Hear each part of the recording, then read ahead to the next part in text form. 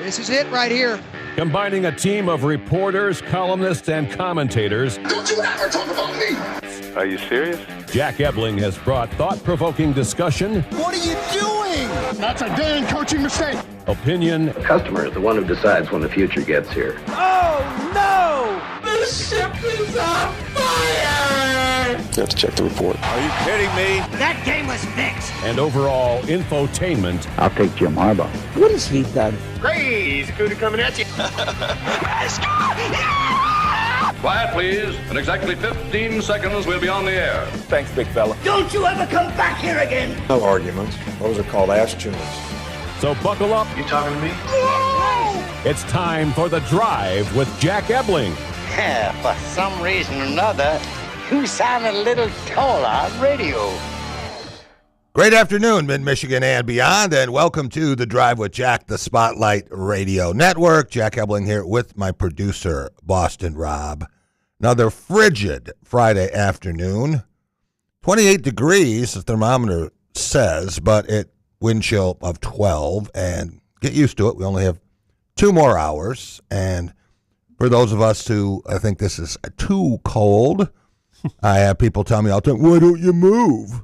And not quite that simple, but I'll go on record right now. You will never, ever hear me complain that it is too hot, okay?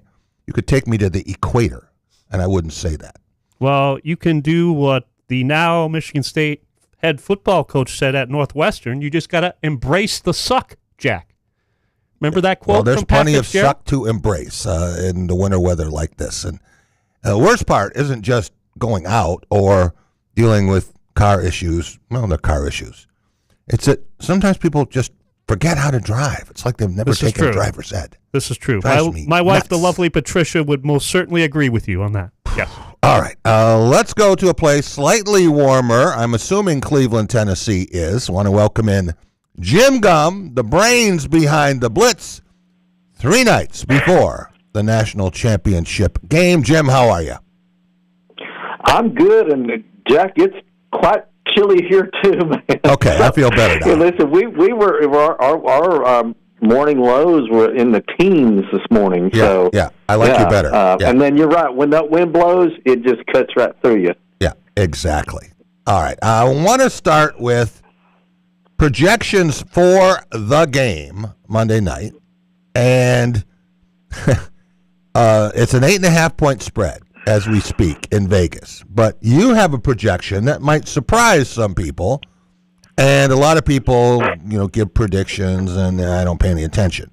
But when you say something, I tend to say, give us your score that is atop this issue of the Blitz. Yeah, I mean, I put down 38-17, but honestly, the closer we get to the game, the more I think it's going to be a lot closer than that. Okay. Right, too. But you know what, Jack? It's there in black and white. Yeah. There's nothing I can do about it now. Yeah.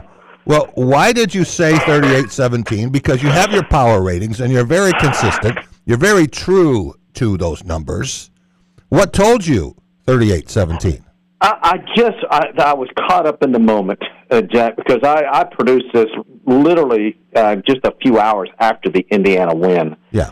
And I was so impressed with Indiana. Yeah. And then, I thought, I just think Indiana is just going to just have their way. Yeah.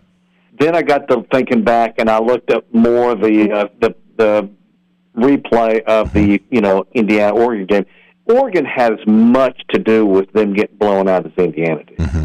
Yeah, and I have a feeling. Yeah. I have a feeling that Miami's going to take care of the ball a little bit better than Oregon did. But I still lean towards Indiana. Don't get me wrong. I'm not swapping the pick. I just don't think it's going to be a blowout. Okay. Do you think Indiana is likely to cover 8.5? I think that's pretty darn accurate. I think that's pretty darn close. Yes, okay. I think the 8.5 is about. I'm looking about a touchdown to 7 to 10 points is what I'm kind of leaning towards these days. Okay, so you have changed your opinion quite a bit over the span since the Blitz was published. But you talk about the Oregon game and the $7.5 million man, Dante Moore. We'll get back to that in a minute. But, he couldn't get out of his own way, and between the pick six for Pons on the first play, and then, he bumped into a third-string running back and lost another fumble. And you can't give Indiana free points because they don't make those kinds of mistakes. That's the thing about Indiana. They just play such clean games week after week after week. And that's, football is one of those sports where you take advantage of your opponent's mistakes a lot of times. Yeah. And if your opponent's not making mistakes, then it's going to be a lot more difficult. Indiana is such a good, disciplined football team on both sides. Yeah. On both sides. So that's the one thing that I really like about Indiana. Not to say they're, perfect. Nobody's perfect. Right. But, man, they're darn close to it. There's only one thing, Jim, that makes me think this is going to be a very competitive game. It's that whenever we think there's a team that's untouchable, they get touched. And whether that is in football, I was watching some clips of 1969 and the Super Bowl with the Jets and the Colts, and all the mistakes that Baltimore made as a prohibitive favorite. You think about it in basketball. When there's a team that you think is untouchable, then something happens. We've seen it in the national championship game. Jim Valvano, Raleigh Massimino. It's happened a bunch. So that makes me wonder if Indiana has been too close to perfection, and if they are due to have some mistakes. Indiana hasn't lost a fumble, Jim, since the first game of the year. They fumbled, but they have always recovered their own fumbles. Eventually, I have to think the ball's going to bounce a different way.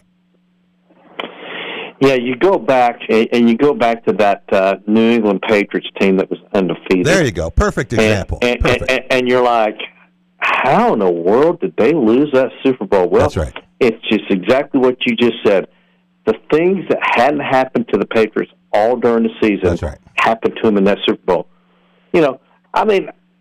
Anything, but that's what makes sports so great. Right. And it doesn't matter which sport it is. I mean, when Mike Tyson got beat by Buster Douglas, I was like, you got to be kidding me. That's right.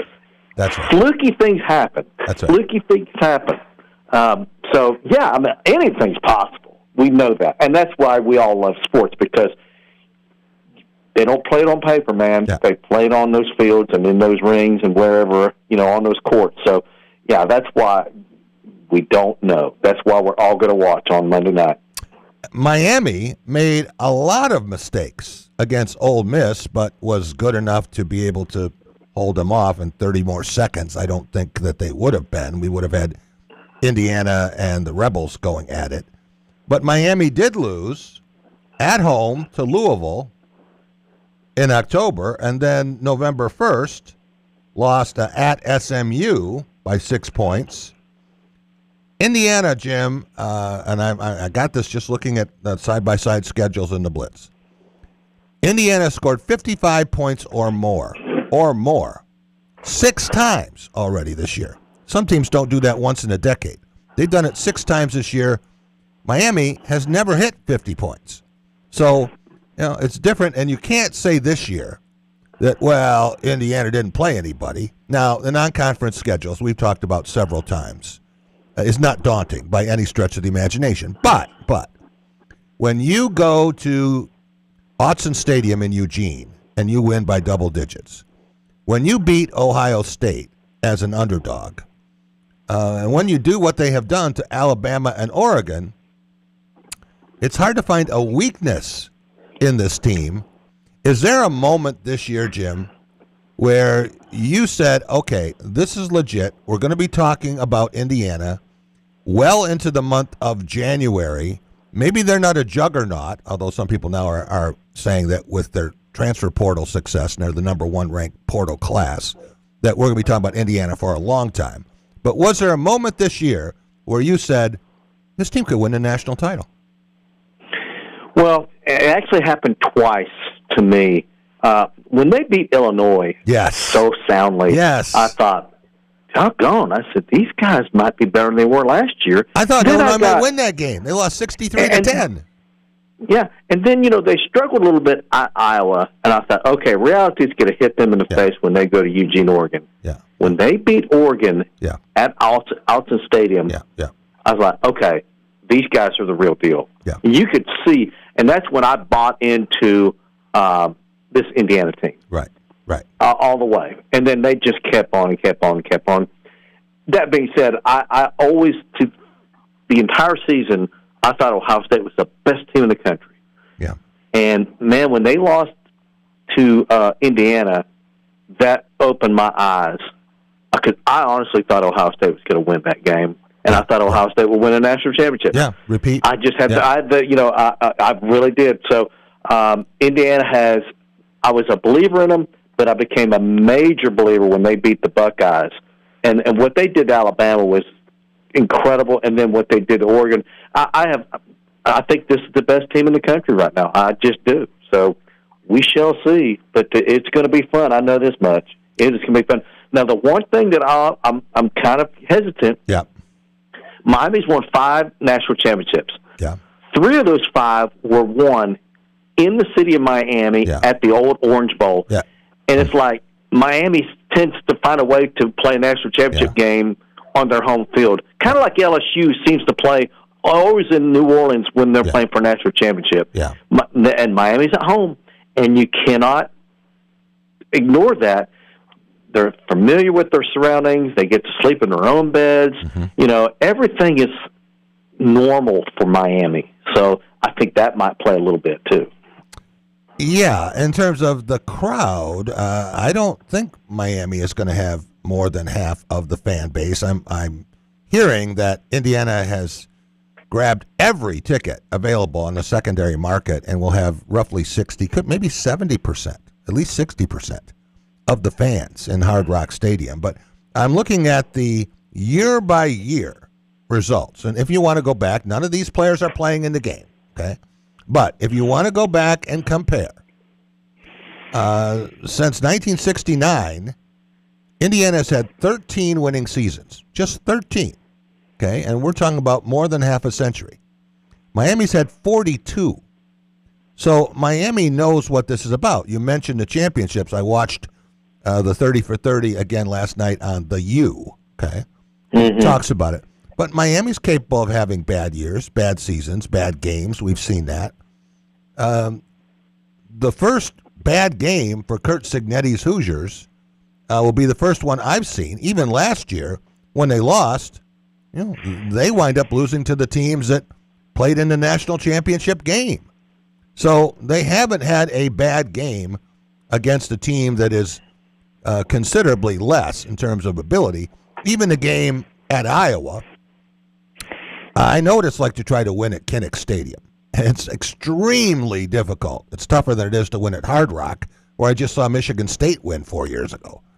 So in terms of home field advantages, and Indiana has a belief right now, Jim, that I think is unshakable. They are unbreakable.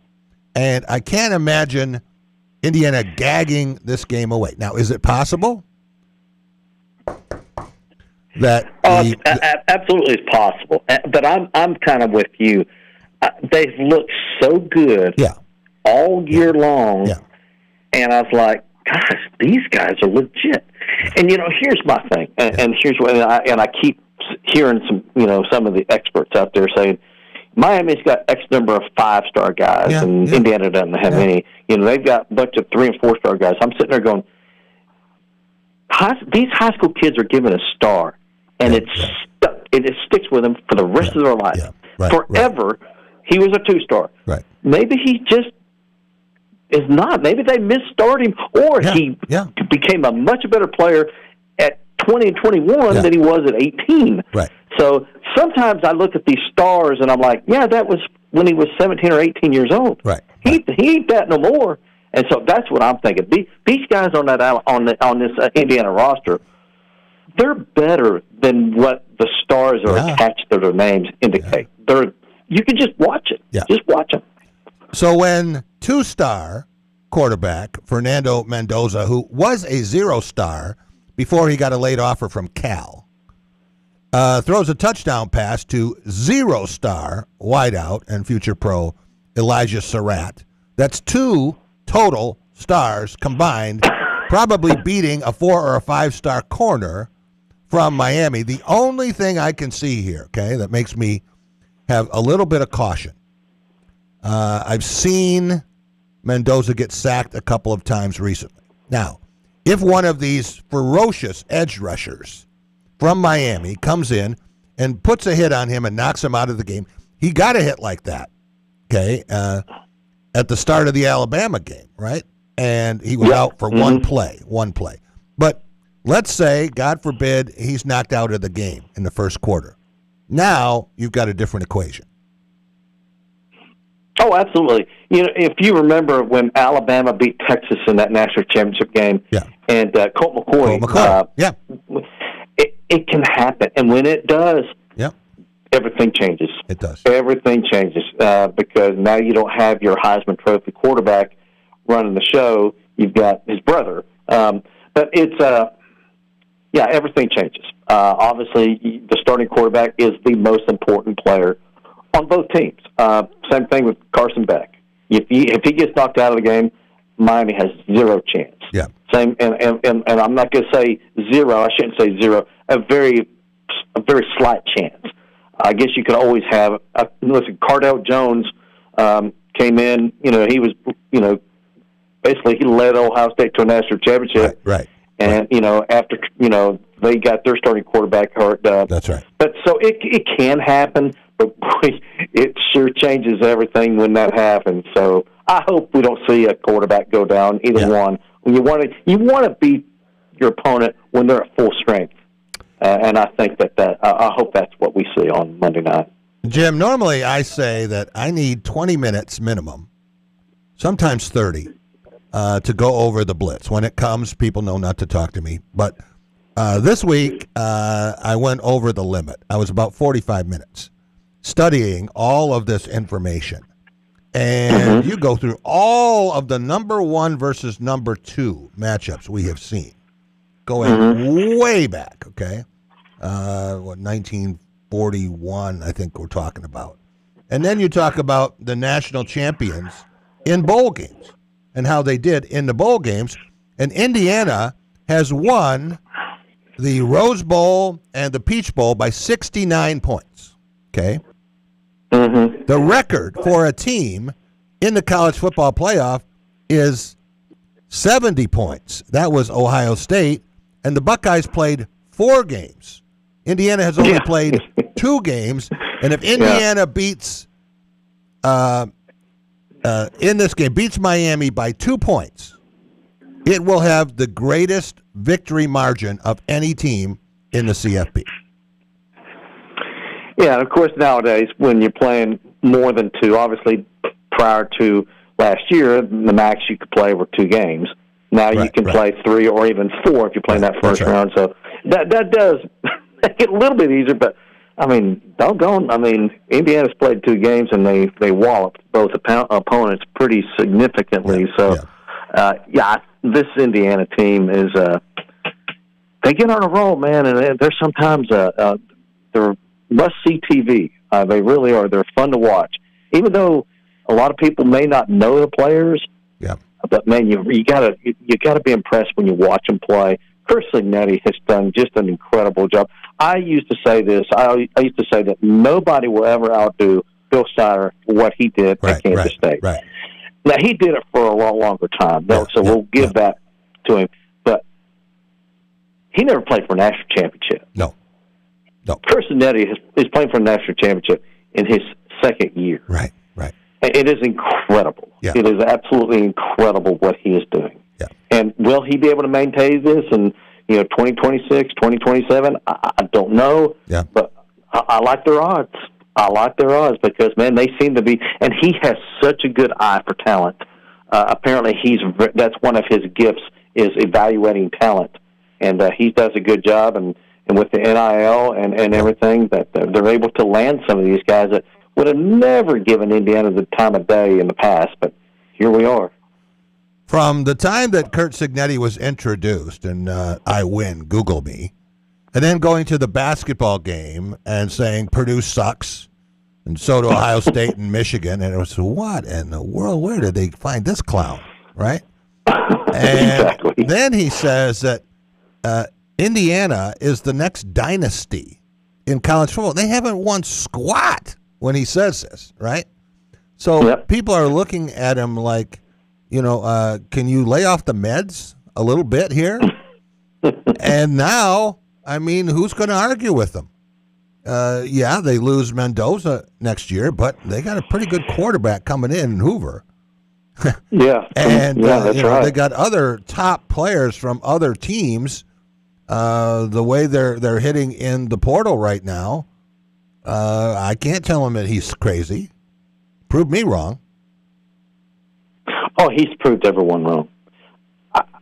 I don't even think he thought they'd be this good. I believe all coaches generally are very think positively about their team because they feel like they are smart and they know what they're doing, blah, blah, blah. Yeah. I don't know if you gave him a truth serum back in 2024, right? Did he really believe they'd be this good?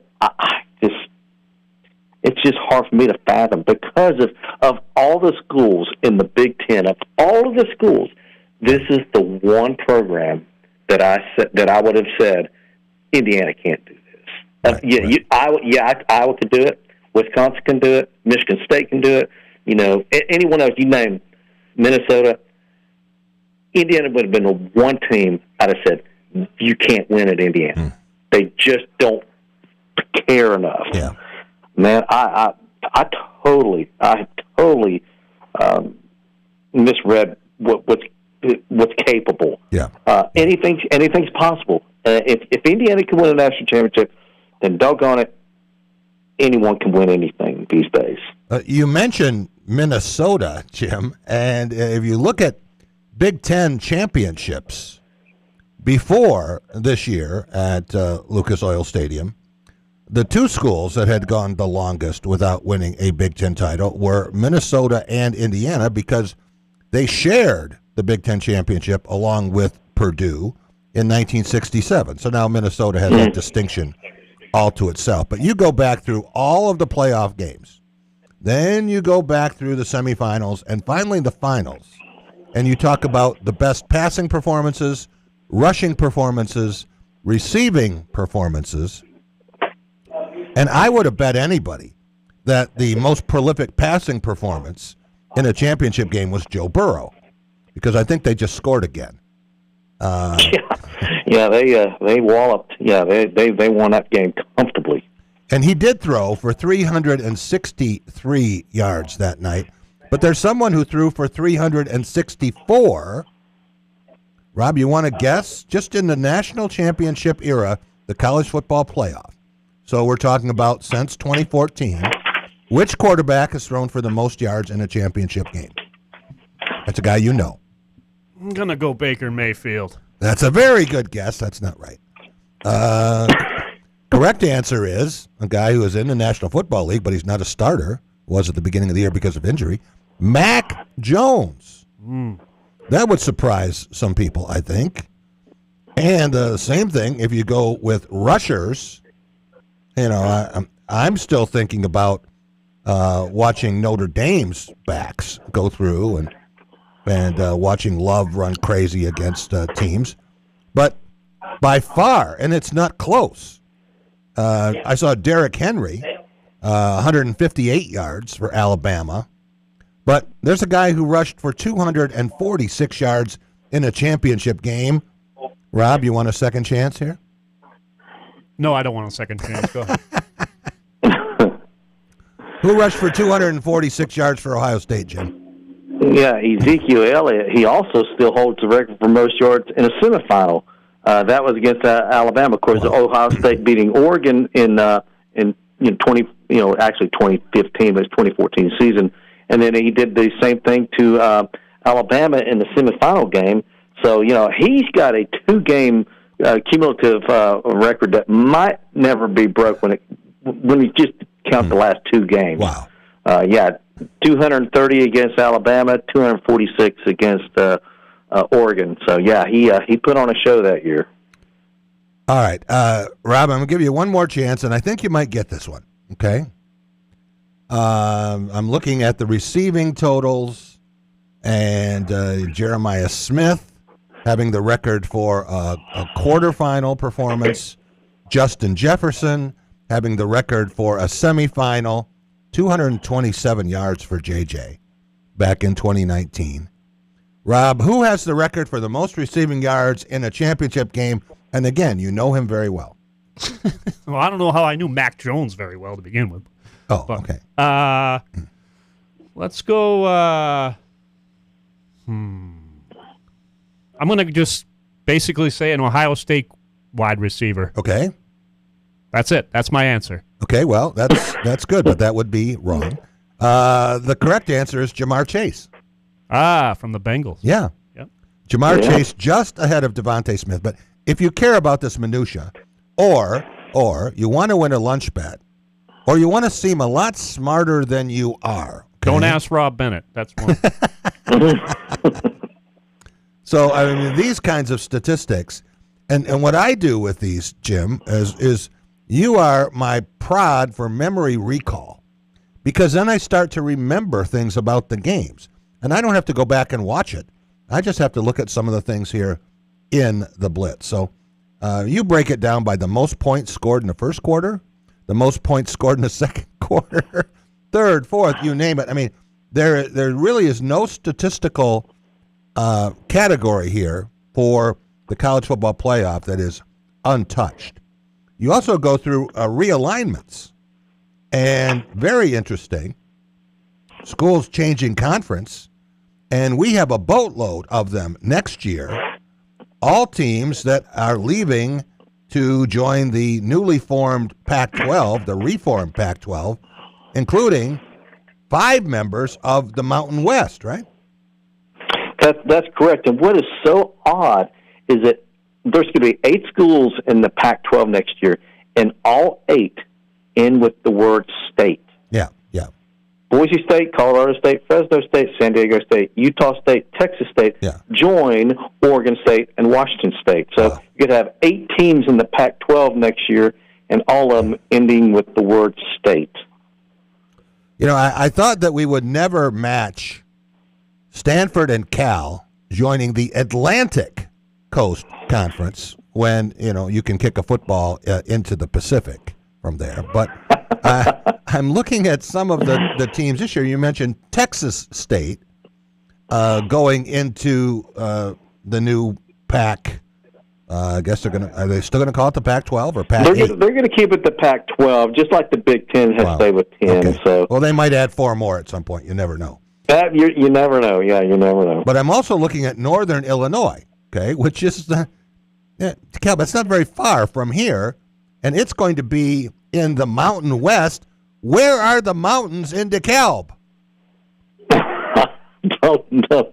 If you look at their history now, there was a time when Northern Illinois was in the Big West Conference. Yeah. And remember the Big West? Yeah. For a little while. Yeah. And then they regained their senses, and they thought, we're a Midwestern school. We need to stay with other Midwestern schools. And they joined the Mid-American Conference.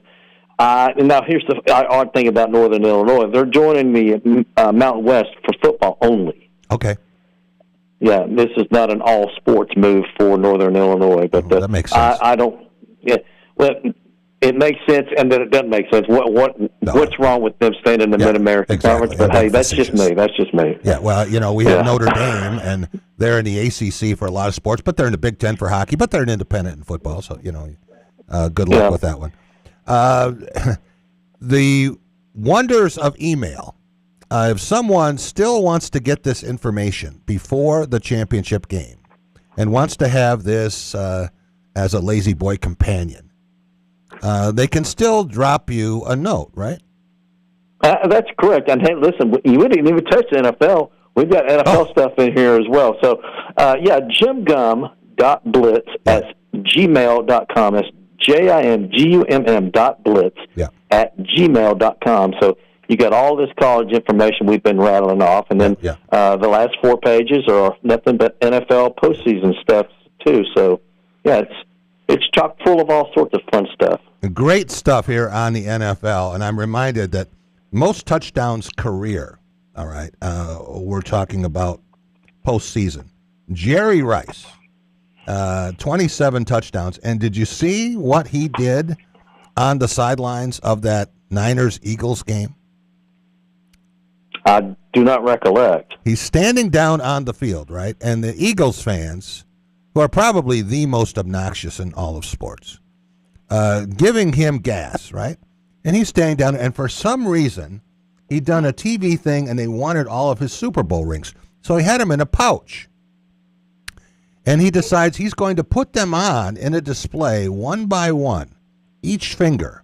It takes him like a minute to put the 4 Super Bowl rings on, and then he goes by the crowd and he's just waving this hand with the 4 Super Bowl rings. It was a classic shut up. I just do not remember that, Jack, and I don't know why, but I'm sure NFL Films has it, but just for whatever reason, you're describing it, and I'm like, I just don't remember that one. I'll have to look that one up now. Just send a quick email, okay? This will take you 30 seconds.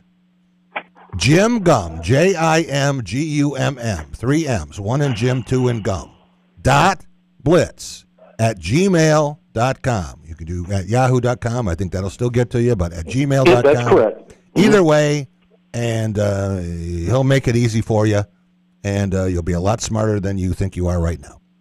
Jim, thanks so much. Enjoy the championship game. I figure we'll have lots of time to talk NFL after the CFP final. You got it, man. Jack, appreciate it. All right. We will be right back and waiting patiently. Connor Eargood, Michigan State in action. Had a conversation, Tom Izzo, called late last night from Seattle, and excited about what Michigan State could do on this trip. Got to be better than last year, where they lost to USC and UCLA for two of their three Big Ten losses on this West Coast trip. Don't need another nightmare like that. We'll be right back on The Drive with Jack. Jack Ebling here with my good friend Matt Sloan at Graph of Okemos. Some great product here in early 2026. You got it, Jack. Here at Chevy, we have, backed by popular demand, the all-new Bolt. Redesigned and back in full force for us. People are really excited about that vehicle. It did great for us in the past. Great. And then next door, the Nissan Sentra, completely redesigned for that model. Great fuel economy. It's going to be a hot seller for us. Stop and see Matt and the gang at Graph of Okemos. They're making friends.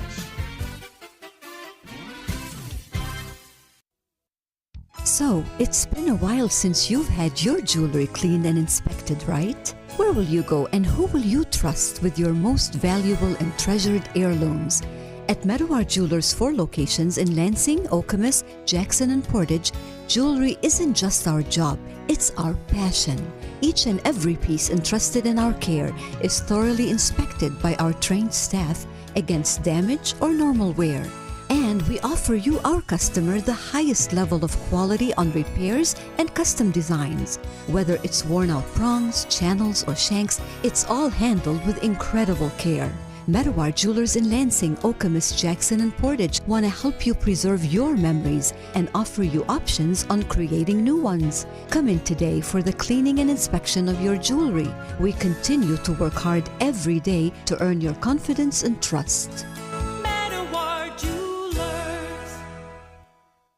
Dean Transportation is looking for compassionate people to join our team of school bus drivers and attendants. Visit deanjobs.com to see all openings. Dean Transportation provides paid training to obtain a commercial driver's license, increased starting pay, comprehensive benefits, and flexible schedules with no weekend shifts. No experience needed. Apply today at deanjobs.com and train for back-to-school season. That's DEAN jobs.com. Amy here from One North Kitchen and Bar. Tuesdays are family fun night at One North. Kids under 12 eat free with the purchase of an adult entree. Bring the whole crew to One North in Lansing, Jackson, or now East Lansing. Good food, happy kids, and an easy win for the family every Tuesday.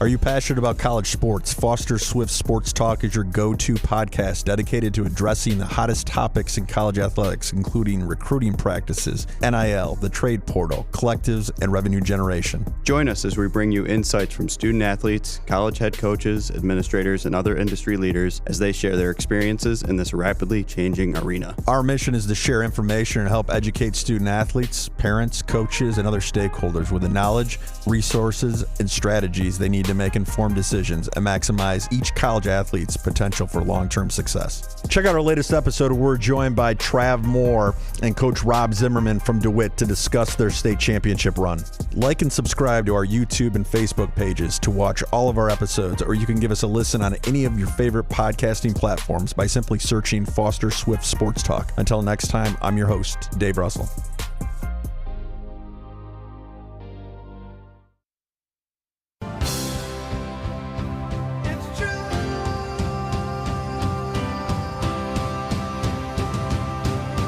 Welcome back. It is The Drive with Jack, the Spotlight Radio Network. Jack Ebling here with my producer, Boston Rob, in the studio again. Third time this week. Rob, we're going to try to do this every Tuesday and Thursday and some Fridays, maybe most Fridays. The Jack Ebling hat trick? Is that what if you can tolerate it. I mean, you're the one who has to put up with it. That's a great, yeah. Just thanks for not locking the door when I got here today. I would have been very unhappy. Before we welcome in our next guest, one of the things about being in studio here at 105 West Allegan is it's a beautiful studio, by the way. I think it's the equal of any that I have been in, including WJR. But we have opportunities here for product placement, and we're going to have some of that. I talked to someone today who is very interested in having product displayed here in terms of a cup that I will be drinking out of on a regular basis. But until that, we got something sent to us that I want to display. It's our first product for placement. It is the old brass spittoon. Oh, classic trophy. Isn't it? The old brass spittoon, Michigan State and Indiana. And do you know how this trophy came to be? I've heard the story, but I'm in a little bit of a daze today. Don't ask me why. So you're going to have to help me out. But it's great history in there. Yeah. And there's actually, they say spittoon because they actually spit That's it. right. That's right. It's from an old trading post. Yes. In northern Michigan. That's the actual trophy, not the one we have here, the replica.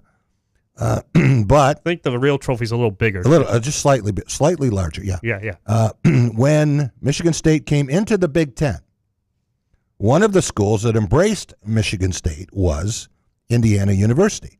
So the student bodies of the two schools said, Michigan State, rivals here. They're new to this conference. They didn't have Paul Bunyan, So the Indiana students and the Michigan State students got together and came up with this trophy. So this is a student trophy. A lot of people don't know that. So is this the first trophy game that Michigan State played in since coming to the Big Ten? Yeah, it could be. I don't know the exact date of when that game was played versus, the Governor's Award, the Paul Bunyan trophy. Sure. So, but yeah, right away, 1950. All right. Waiting very patiently. Connor Eargood from the Detroit News does a fantastic job covering Michigan State football and basketball and Spartan basketball tomorrow, 6 p.m. Eastern Time. That's 3 p.m. at Edmondson Pavilion out in Washington. And then a couple days later, on to Eugene, Oregon, the Matthew Knight Center. Connor, what do you make of Michigan State's chances to sweep these games after being swept last year on the trip to Southern California? Yeah, they certainly need them in the Big Ten race. This would be a pretty big weekend for them. Yeah, or week rather, when going into a Tuesday game. But that's what Tom kind of mentioned yesterday. And playing back the audio, I was on a plane when he was speaking, but he mentioned that people keep asking him what he wants to do differently about this or what he learned. He said, "How about winning 2 games?" That's the big goal here. But Washington's probably a better team than what the record says, just on talent. They've had a ton of ankle injuries. Yeah. It's like Michigan State with the foot injuries a few years ago, and even remember it was a scare last season at one point. They just have an epidemic of them for whatever reason. But it looks like some of those guys are getting back. Claude, the USC transfer, Desmond Claude, one of those guys who's just getting back. Yep. Yeah. And Wesley Yates, they just the third. had Wesley Yates, the third, came back against Michigan. Yep. And they played a pretty competitive team against a Michigan team that kind of had its meal of humble pie right after losing, at home to Wisconsin and having a rough outing against Penn State. So, that's a pretty good matchup for them to lose that game by 10 for what they've been going through. And you got to think when so many guys are injured, you're never going to really find a consistency in your lineup, your rotations. There's so much information that you can't find out about your team. So, it's a good Washington team, probably better than Oregon too. And Nate Biddle's going to be out for that game. It looks like out for the next month. From what reporting is by their 247 sports writer. Stephen Brooks, who does another great job on this beat, was reposting that. So, it's an interesting trip, right? Because Michigan State's going to have to play a lot of tough road games here. We've talked about Michigan and Purdue as those, but, they have to go play at Indiana, and that Indiana team's probably got a lot of a bad taste in their mouth after that game at Breslin Center. That was a pretty thorough beating in the second half for Michigan State to take over that game. But the freshmen especially played pretty well in that game. But this is going to be a big one. I would expect Jackson Kohler, Carson Cooper to be really important in this one, just with the 2 6'11" guys that Washington has. And also, I think Jesse McCullough, this might be a game. I think we've all been waiting for him to get more of an opportunity. This is going to be a big weekend for him.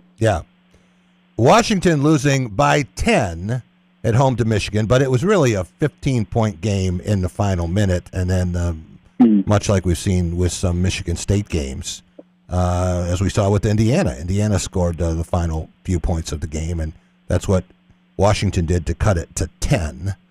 But I was talking to Tom late last night, and where are you staying in Washington? In case anyone wants to stop by and get your autograph.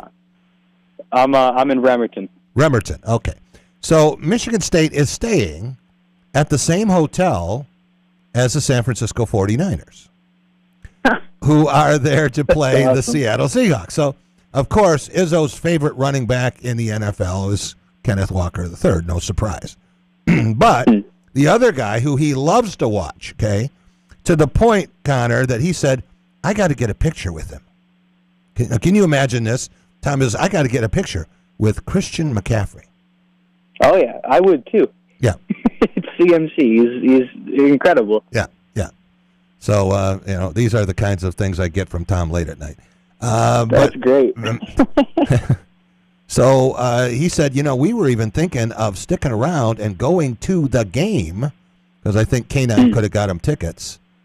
And then he said, but, we figure we better get down to Eugene, so we're going to travel down there and we'll just watch it on television. But you know what a football guy Izzo is. Any chance he gets to watch an NFL game, whether it's the Lions, Packers, Steelers, or in this case, Seahawks, the number one team in the NFC versus the Niners, he was very tempted.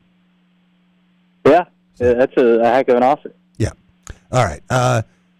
The last couple of games for Michigan State, and it's 3-game homestand, and I thought they were in real trouble against Northwestern when they went down by 7 again.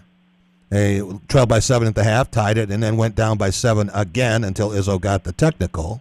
It was after the technical that they trailed by 7, and then came back and outscored the Hoosiers by 17 the rest of the way. And a similar late flurry.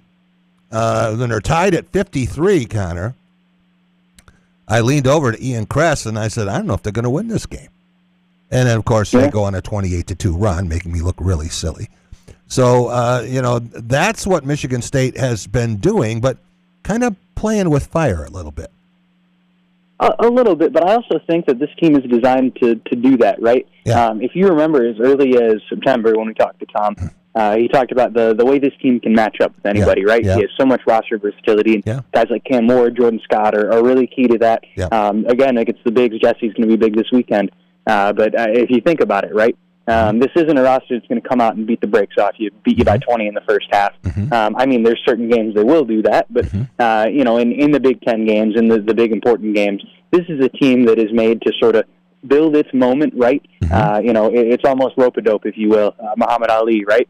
Get them into a point where they can just play with them, and then there's the killer shot. There's that big run in the second half that they always kind of take it over. And I asked Cam Ward and Jackson Kohler about that, and Jackson Kohler, being the elder statesman, was very media trained in his response, and talked about they don't want to be in those situations. They want to beat teams earlier. Is what it is. Cam Ward was all for it. For the record, and thought, yeah, pretty much that's how it works.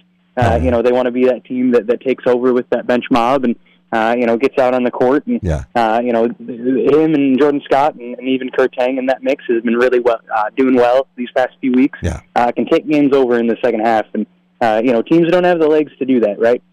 It's not necessarily a strength in numbers where it's 2 starting units and they can really feast off of that. This is a team that works so well complementary together with these different units and the depth they have. Yes, there's problems at the 2-guard spot that they don't have quite enough consistency. Yes, there are problems defensively, with some of their wings.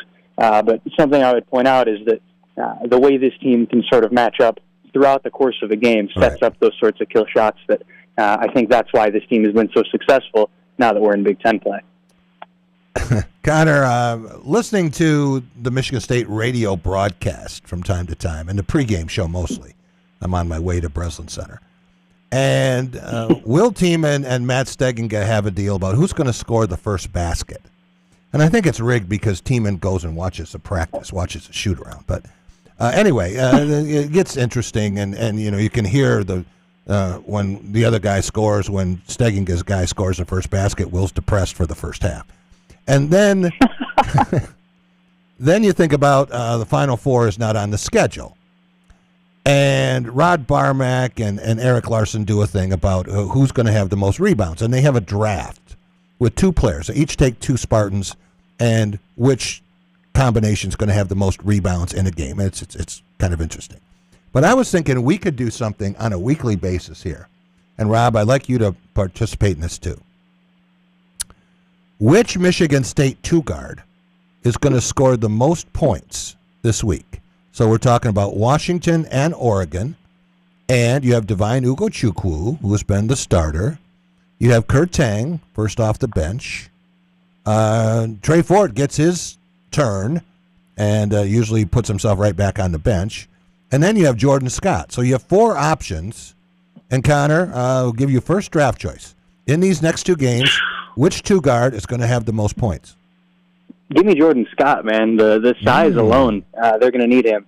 I think it's got to be Jordan Scott, even just based on the opportunity in minutes. Yeah. Easily Jordan Scott. All right, Rob, you're up next. Yeah, I'll go Kurt Tang. Okay. All right. You guys will do that. Yeah. Yeah. All right. See how it goes. Well, I guess I'm picking third here. I'm going to take Divine and hope that some Penn State magic returns for him. Or how about this? Maybe he can get some minutes at the point and late in the game get in there and make some free throws. Would that count for you if he got into the point? It's my point? game. I'm counting it. Yeah. I don't know, Connor. I like how he slipped that in at the end right there. Yeah. Yeah. All right. So, Connor, you are saying Michigan State would win both these games on this trip? I think they can. I think Oregon is a game they should win, especially with Biddle out. Right. Shellstad's still there, and he's a heck of a player, but you need more than that to win in the Big Ten. Yeah. I think Washington is probably the risk game. Okay. It's a team that is 2-4 in league play and is banged up and is figuring things out, but a roster like that can catch fire, and I think that's their potential there. But I still think they win that game. I think this is going to be a clean sweep. Okay. After that. You got Maryland, right? That's a home game. Terrapins are terrible this year. And then you have at Rutgers. So good chance Michigan State would have 4 more wins and be 19-2 when a Michigan team that should be 19-1 come into Breslin Center. That is 2 weeks from today, Tom Izzo's 71st birthday. Seems weird that you could have these 2 teams meeting. I don't know if they've ever been 38-3 when they've met. I'd have to look at that. Now you got a task for me, but it'll be a war. Like that's the allure of this series, right? It's going to have so much to do with the Big Ten standings. Yeah. And especially coming down to the final game at Chrysler, that could be playing for a championship. You never know how things are going to shake out. But I think that's why this trip is important for Michigan State because we talk about 38-3 and whatever the record would be. You got to win the games first, and the Big Ten is too strong of a conference where even the weak teams can surprise you. We just saw Wisconsin, who's not having a great season. I mean, they've been ranked at times, but they've also let some games slip. Wisconsin knocks off Michigan that I think some people thought weren't going to lose another game all year. Right. Maybe be like that Kentucky team. But anyway, it goes to show the strength of the Big Ten. We think we're starting to see who's who now that it's mid-January and teams have played some games. But this is a big week for separation and also preparation. So it'll be interesting to see how Michigan State comes out of it. Connor, are you a fan of the ESPN matchup predictor? They go through thousands of computer simulations and then give you a percentage chance for each team to win. Do you follow that, and do you believe in it? I don't follow it. I mean, it's useful sometimes to show who's really an upset, if it's a game that's in the 60-40 range or something more than that. I mean, then you call it an upset or something. But I don't really subscribe to that because I think sometimes those simulations don't account for some of the randomness that comes with minutes and matchups, especially in a game like basketball. I think football sometimes I don't know, and even football it's dubious, but I'm not a huge subscriber to it, but it is interesting data. All right. I went through this morning and calculated what they are projecting for the 5 Big Ten contenders, okay? In alphabetical order, that is Illinois, Michigan, Michigan State, Nebraska, and Purdue. Do you know which of those 5 teams ESPN matchup predictor says will win the Big Ten?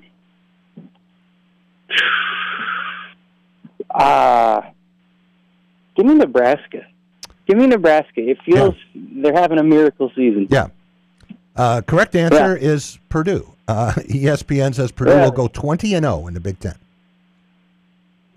That means a win at Nebraska, a win at Nebraska, and beating Illinois, Michigan, and MSU at home at Mackey, where the Spartans haven't won since 2014. But only playing 4 games against the other 4. The others all play 5. Purdue only plays 4 and plays 3 of the 4 at home and only is at Nebraska. So they have the Boilers at 20-0. Then they have a 3-way tie for second at 17-3 with Michigan, Nebraska, and Illinois. Has Michigan sweeping Michigan State and losing at Purdue and at Illinois to go along with the loss they already have to Wisconsin. So 17-3 for the Wolverines. Nebraska already has a win at Illinois and the win over Michigan State, but the ESPN matchup predictor has the Huskers losing at Michigan and at home to Purdue and Illinois.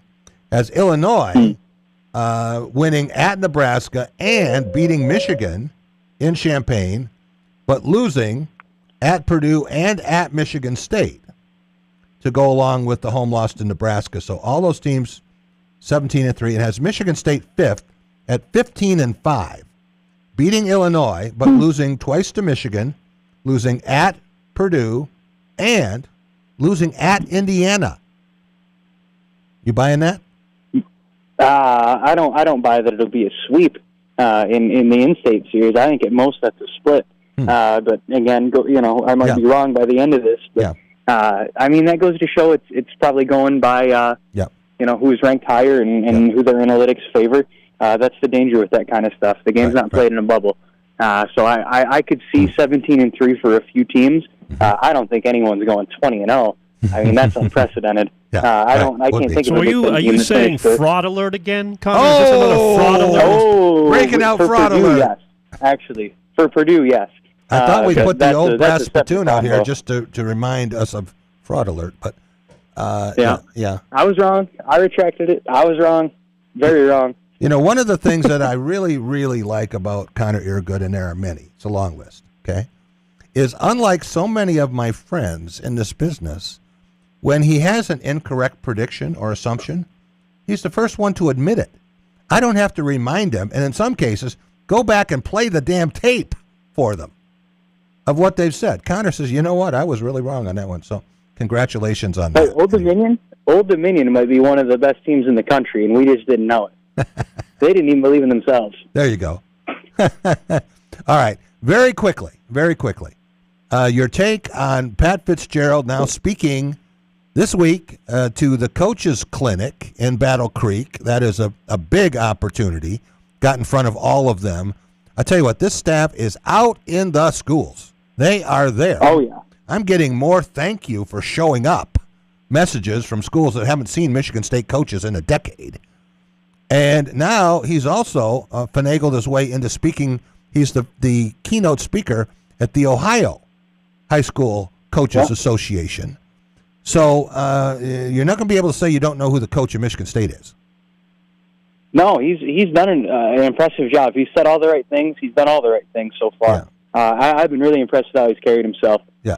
He has a well-thought-out plan for recruiting the state of Michigan, and I think that's a place that this roster, with, other than sort of the, not to call walk-ons, because most of them are scholarship, but guys who are those, fourth, fifth, sixth-string reserves. Yeah. He's looking for real talent, real playable players from the state of Michigan, not guys he's going to sit on the bench. And I think that matters to a lot of Michigan State fans, right. A lot of casual football fans in the state as well. So it'll be interesting to see how that develops. I was excited to see on his map Courtney Hawkins is recruiting Genesee County. Mm-hmm. Love that we get to keep him as a product of the Flint area. So right. That's huge, and love to see that. But no, he has a very, very strong plan that I've been impressed with, sort of the level of detail that he's taken as a coach. Sometimes you see coaches take things over and they're secretive and, they're not going to share what their plans are. I think Jonathan Smith was very, not secretive, but just didn't share a whole lot about his sorts of plans there. But, no, Pat's done a very good job, and I'm curious to see how this is going to play out in the next few months. Connor, have big fun up in the Pacific Northwest. I've been up there enough to know that that's not hard to do.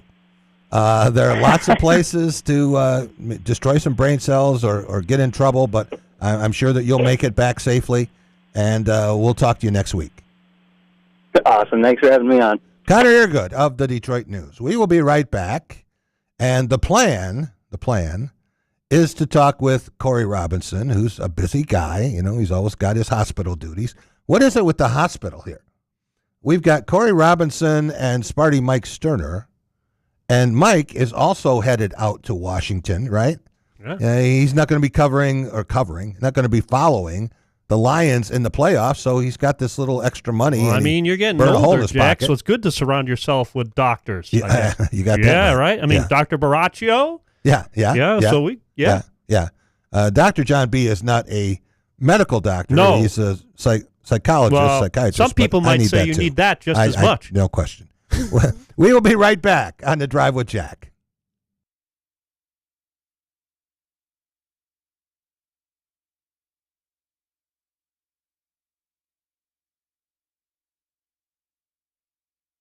Dean Transportation is looking for compassionate people to join our team of school bus drivers and attendants. Visit deanjobs.com to see all openings. Dean Transportation provides paid training to obtain a commercial driver's license, increased starting pay, comprehensive benefits, and flexible schedules with no weekend shifts. No experience needed. Apply today at deanjobs.com and train for back to school season. That's DEAN jobs.com. Hey Jack, I'm looking for a lunch deal that actually scores. One North Kitchen and Bar has a 2 for $12 lunch combo, right, Jeremy? Absolutely. We can mix and match half sandwiches, salads, soups, or classics like cheese quesadillas and personal pizzas. Weekdays 11 to 2 and Saturdays from 10 to 2.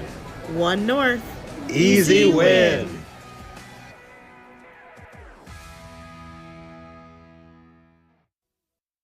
So, it's been a while since you've had your jewelry cleaned and inspected, right? Where will you go and who will you trust with your most valuable and treasured heirlooms? At Meadowar Jewelers' 4 locations in Lansing, Okemos, Jackson, and Portage, jewelry isn't just our job, it's our passion. Each and every piece entrusted in our care is thoroughly inspected by our trained staff against damage or normal wear.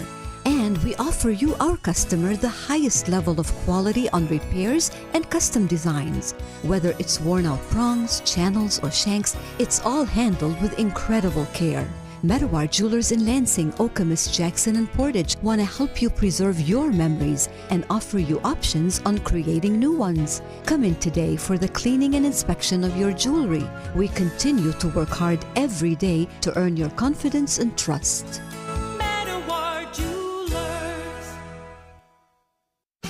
Jack Ebling here with my good friend Matt Sloan at Graf of Okemos. Great time to get a great vehicle. Fantastic time, Jack. 0% financing is back. Hard to believe this time right now we can get a vehicle with zero interest. Wow. And if you're looking to pay cash, how about rebates up to $10,000? That's unheard of lately, right? $10,000 off on a vehicle. How about leasing? You want to lease? You can lease a vehicle right now in the low threes. Come on out and take a look. You're talking everyone's language. Stop and see Matt and the gang. They're making friends.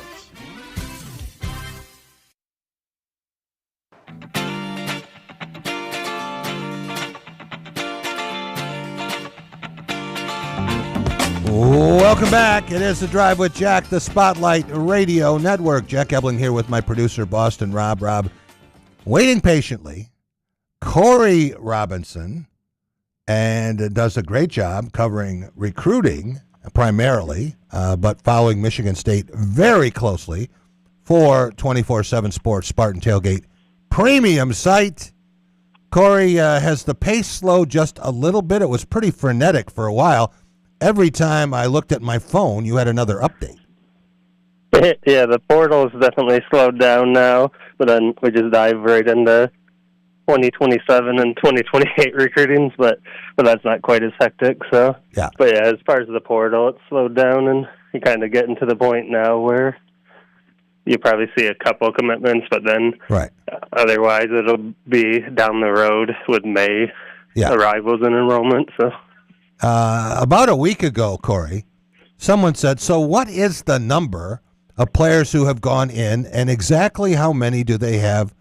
And I said, well, I don't really know that. I mean, I think I have an idea. I'm close, and I felt bad that I couldn't give the person a number. And then I saw that you said that you couldn't keep track of exactly how many were in by the minute, and I felt a lot better. Yeah, I believe it's in the mid-40s, like 44, 43 range. Okay. Then you had a couple guys that came back. But, right. But yeah, it's definitely been hectic going that way because a lot of those guys, too, were guys that weren't on scholarship. So it's harder to keep a count on them. But I know they had two more today so far, which today's the last day where they had the backup kicker, and then Rodney Bullard, who he only played sparingly last year. Big play against Minnesota. 119 yards.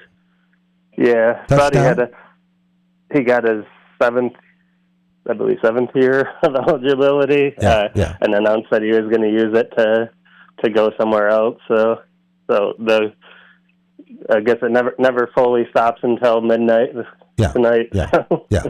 So I'm thinking 44 is the number, but I again there could be one we don't know of. And which backup kicker was it? We know Martin Connington went in and it was Tarek. I can't remember his last name. He didn't play at all last year. I think they gave him one extra point in a blowout game in 24 and didn't play in 23. So Michigan State has its kicker, it has its new punter. It has its long snapper, could be 2 or 3 starters coming in on the offensive line, has a backup quarterback, has a completely rebuilt backfield, although I understand that Brandon Tullis and Jace Clarizio are there to compete. What don't they have? You can always use another defensive lineman, right? Yeah, I think that's the to-be-determined position. I think you could always add at some other places, but I think they've basically done a pretty good job everywhere. Defensive line, I think, is where you'd like to see them add maybe 2 or 3 guys in May, or have them arrive in May, but if they can get them, where I think now they're not rushing to get guys on campus because they can't get here till May, but they probably are getting a plan in place, so we'll probably see some names. It probably won't help slow down anybody's panic. That doesn't feel like that's been addressed enough, but yeah, I'd say defensive line is the spot where. Do we still have Corey with us? There we go. Defensive end. Yeah. Corey, talking to fans about the portal, and I think they fall into 3 categories. There is the group that whatever Pat Fitzgerald does at this point is going to be good, right? They've already made up their mind that if it's Fitz approved, it's good for Michigan State. So he could bring in some guy who doesn't exist, and the fans would like it. Then there's the group that is unhappy, and they're unhappy because they're the same people who follow all the stars, okay, and who's recruiting somebody, which should be news to the Indiana roster. But in terms of where did you play? So they want a guy who's been at a power program. K.K. Smith, didn't matter how much he's played at Notre Dame, he was at Notre Dame. So that's what they care about, and they would much rather have that than someone who was highly productive at a lower level. Then you get the flip of that, and I've talked to people who say, I don't care where he sat on the bench. I want to know what he's done when he's on the field, and they would rather have someone from Middle Tennessee who has been a standout in the league than someone who has basically been a scout team player for a big-time program. Where do you stand? I'm somewhere in the middle of a couple of them. I think there are situations where a guy that's at a Power 4 school where maybe he was obviously blocked by someone, and it's a position that a lot of guys don't see. Like maybe you go for that, but I'm more of a production person myself, okay. Where I want to be able to see the guy actually on a college field, no matter what level it was, making plays. Just because those guys, I think they come in more ready to contribute because they've been contributing where they were at before, where some of the other guys were not. They were waiting in the wings and holding back. So I probably lean more heavily to somebody that has production, but I don't mind a couple instances where you might take a swing at a guy that was at a Power 4 program before. I think maybe you see that in the future with Pat Fitzgerald and the staff more, but this year, they had to get guys that are productive. They didn't have, those guys that were at their program that they're like, hey, we know this guy's really close. I think he's going to play. We're going to bring him along. So maybe it looks different in the future, but this year specifically, I know that Pat Fitzgerald told all of his assistants he doesn't want projection, he wants results and stats. Mm-hmm. Corey, you follow this stuff a lot closer than most of the people in the media covering Michigan State, and closer than I did when I spent a lot of time talking to every recruit. And when we're talking about high schools, I think it's very seldom that you are surprised by a commitment. You know in advance this is someone they're interested in. You know if they've been on campus, all that stuff. Are you more likely to be surprised with a portal commitment that comes out of nowhere? Yeah, definitely. I've had a few of them this window where I think Ben Morawski, I didn't realize. I think I knew he was committing, but I didn't think he was going to be the first one, so it was kind of shocking when I did find out about it, maybe a half hour or so before it happened. But there's a couple of them where when the names got announced or they announced their commitment, that Justin or I had to run to the computer really quickly and start typing because we didn't have that one. High school, I don't remember the last time I got a surprise one there. So right, but yeah, portal's definitely crazy. All right, for Michigan State now, Pat Fitzgerald speaking in Battle Creek before the Michigan High School Coaches Association. Were you there? Did you make it to that? No, I ended up not being able to make it, but I was able to talk with Steven and a few of the high school coaches that were in attendance. And how did he do? I imagine I was able to he'd watch be great. the video. How was it? They all liked the energy. They said it was authentic enthusiasm with him. It was kind of a lot like his initial press conference where there wasn't a lot of new stuff, where he was just kind of explaining to them how he views the state of Michigan and its importance, kind of his journey. Spoke a lot about all of his assistants, where guys are going to recruit specifically in the region or the state. And then So it's more about just guys seeing what maybe some of us here have already seen with him, with just the energy and the passion he has for coaching, and that resonated over. And now he's also going to be speaking in the state of Ohio, so it's pretty clear what his priorities are. And, you know, I'm not trying to rip Jonathan Smith, okay, or his staff, but for these guys who had not been east of the Mississippi River, it kind of looked like it. And talking to some coaches who didn't see the staff much, that changed immediately. But I have to ask you about Samson Gash. I had two people come up to me at the basketball game and ask me about Samson Gash. And I said, well, I know Penn State is in full pursuit. I don't know if Alabama is still pursuing as much as was before, but where do you see this? And is it down to 2 schools, 3 schools? What? Yeah, I think right now it's down to 2. I think it's Michigan State is leading and still committed here, obviously. And then Penn State, he has an official visit at the end of January to Penn State, but then with a new staff at Michigan State, a new head coach, that allows him to take an official visit here. Okay. So he's going to, the last official visit will be to Michigan State. So yeah, I think it's those 2 teams. His dad played at Penn State. Yeah. They kind of got a new staff. Yeah. Their pitch to him was that they liked him at Iowa State, but they knew they couldn't get him there. Which I don't know that that's a good pitch, but that coaches will go with what they have to go with in the moment. And then for Michigan State, obviously Pat Fitzgerald has jumped in. He has Courtney Hawkins here still, who would be his coach. So if I was handicapping it going into the official visits, I think Penn State would have a lot of work to do to be able to get Samson Gash. Okay, so Michigan State would be favored. Would you go as far as to say he's Michigan State's to lose? Yeah, I would say I don't think he's not going to say that NIL is huge, but I think if he was at Penn State, it would mean that they offered him a substantial amount more. Right. He is a blur. There's no doubt about that. He's a guy who had not run track, and everyone kept saying, man, you're the fastest guy. Why don't you come out and run track?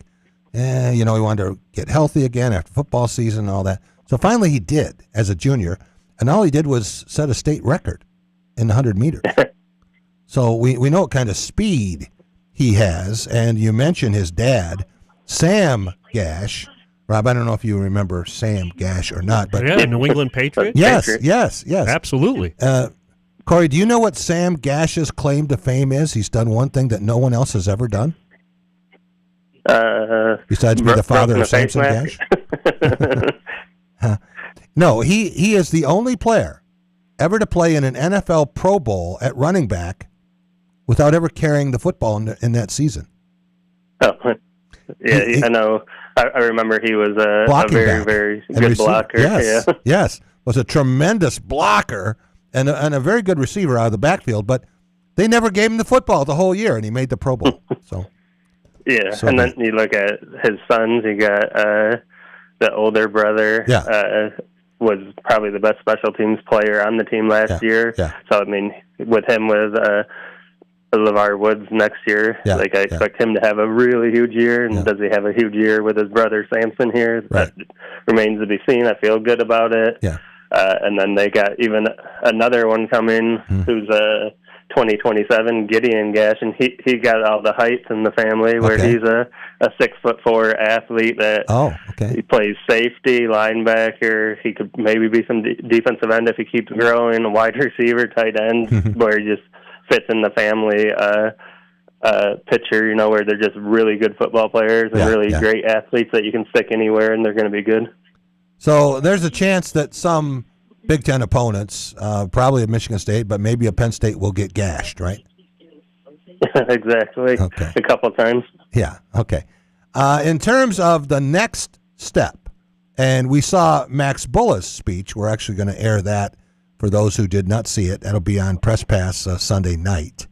In terms of where they are going, what's the most important next step, either in recruiting, in player development, the roster? I think they got a pretty good feel for what they have now. As you say, there may be a couple more additions.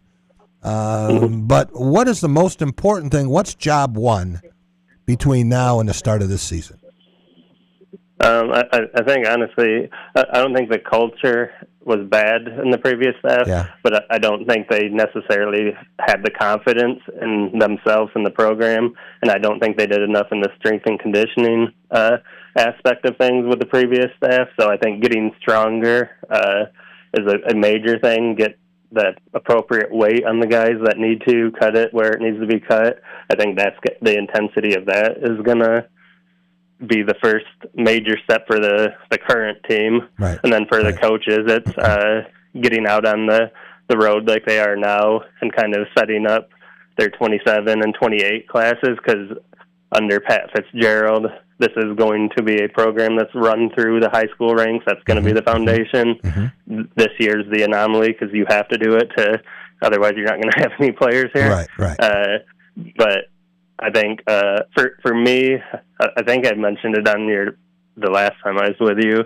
Like, I'm more excited to see how they recruit 27, 28, and the classes beyond that, just because I think that's where they're going to be built on. And I think with the amount of energy and the drive that each one of these assistants and the head coach have, I think they're going to get a lot of the players that they want to have and that are going to match that same mindset to kind of really set your foundation of what Michigan State football is supposed to look like. We're talking with Corey Robinson, 24/7 Sports, Spartan Tailgate premium site. Fantastic job in terms of recruiting and the portal. Corey, I saw this last week, and maybe you know if it's still correct. You talk about Samson Gash and Penn State and Michigan State being the top two schools in terms of players going into the portal. I saw Penn State was number 1 after the loss of James Franklin and the arrival of Matt Campbell. And Michigan State was number 2 on that list. Do you know if that's still accurate? No, I think they're 4 or 5 now. Oh, are they? Okay, but, okay. Yeah. Oklahoma State is now the new number 1 somehow. So there's Oklahoma State, Penn State, and Iowa State. I know those 3 are for 100% are ahead of Michigan State in numbers. But all right, sounds great. Corey, thanks so much for joining us. We'll let you get back to work. Really appreciate it, and we will talk to you soon. Talk to you later. Corey Robinson, 24/7 Sports. Before we go to break and bring in Sparty Mike Sterner and Jay Green to close the week, our first week here, doing video 3 times here at Spotlight Studios. Rob, I'm getting people now who are interested in checking this out. Still not exactly sure how to do it. I told him, hey, all you have to do is go to YouTube and type in Drive with Jack, and you'll have the site. You can subscribe. Lots of ways to do it. Yep. Facebook page, all of that. What can you add to that? Yeah, and it's free. Your favorite thing, Jack. Oh. Free to subscribe to both our Facebook page and our YouTube page. We appreciate everybody tuning in right now as well. Thank you for that. More to come, but and don't forget, in the near future also, if our listeners are into that TikTok sort of thing, Jack Ebling, the Drive with Jack Ebling will get to TikTok. You can leave us messages on Facebook, right? And on YouTube, we have a chat going on right now. Okay. So you're more than welcome. We want to hear from you. You are a part of this show as well. Right. If you have something fascinating to say, Rob will relay it, and we'll entertain your thoughts from the chat on the show, right? Yeah, absolutely correct. And so we appreciate those that have contributed so far. Looking forward to more. And most certainly looking forward to the future of this show. It is a video world, Jack. People want to see your face. I know they don't want to see mine, but you take the good with the bad. Wow. You know. And as I watched the video back a little bit last night after the Michigan State women's win over Nebraska, that was crazy game. I don't think Michigan State played sometimes you got to win ugly, right? Won ugly. They were 2 for 16 from deep, and then they hit the 3 that ties the game. And Julianne Woodard, I mean, she was either going to get that rebound or die trying. And she got it, got fouled, nothing but net with those last 2 free throws and a defensive stop. And Nebraska had Michigan State's number. It's just a team that Michigan State could not beat, but got it done last night. And let me say this before we go to break, okay? The Michigan State fans who were there were fantastic once they thawed out. they were really a factor in the game. And maybe it was the weather, but I think that Michigan State draws a little bit better for their weekend games, the Sunday games, for women's basketball than they do for the midweek games. And part of that is the fan base. It's older. Maybe they don't want to go out during the week. During the week. Yeah. But it's not like that with the men. But for the women, I think that is a factor, and they don't get all the kids that they get. Right. So I think this team, 17-1, deserves a look. Absolutely. They might not have played their best last night, but boy, what Robin Freilic's been able to build there in the style of play. They are exciting. I mean, they're pressing all over the place. Of basketball to watch. They're forcing 10 turnovers in a quarter. They're shooting threes. Don't always make them, but they're shooting them. They're doing a lot of exciting things in transition. So if you want to be entertained, that's a pretty good way to do it and very inexpensive. Okay, that's my pitch. We will be right back with Sparty Mike Sterner, who is headed to, or already there, probably headed to Washington for this game, Michigan State and the Huskies. Tomorrow, be right back on The Drive with Jack. Jack Ebling here with my good friend Matt Sloan at Graph of Okemos. Some great product here in early 2026. You got it, Jack. Here at Chevy, we have, backed by popular demand, the all-new Bolt. Redesigned and back in full force for us. People are really excited about that vehicle. It did great for us in the past. Great. And then next door, the Nissan Sentra, completely redesigned for that model. Great fuel economy. It's going to be a hot seller for us. Stop and see Matt and the gang at Graph of Okemos. They're making friends.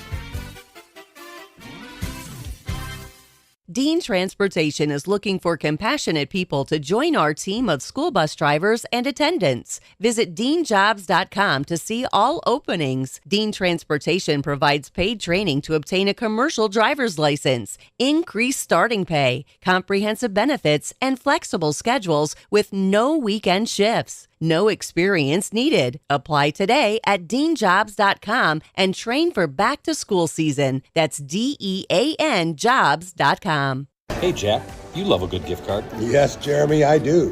One North makes it even better. Reload your One North gift card now through January for 15% off and keep those good meals coming. Lunch, dinner, happy hour, covered. Reload it, use it, repeat. One North Kitchen and Bar. Where gift cards keep giving.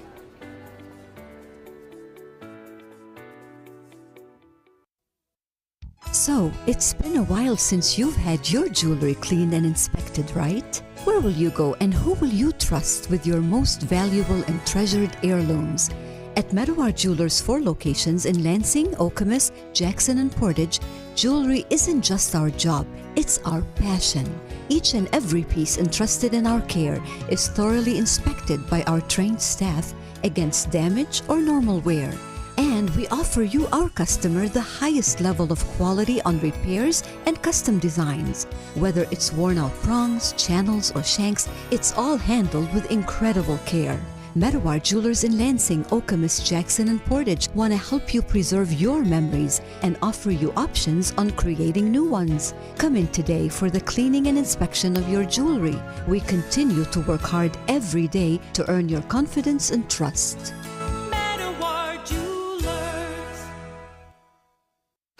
Jack Ebling here with my good friend Matt Sloan at Graph of Okemos. Great time to get a great vehicle.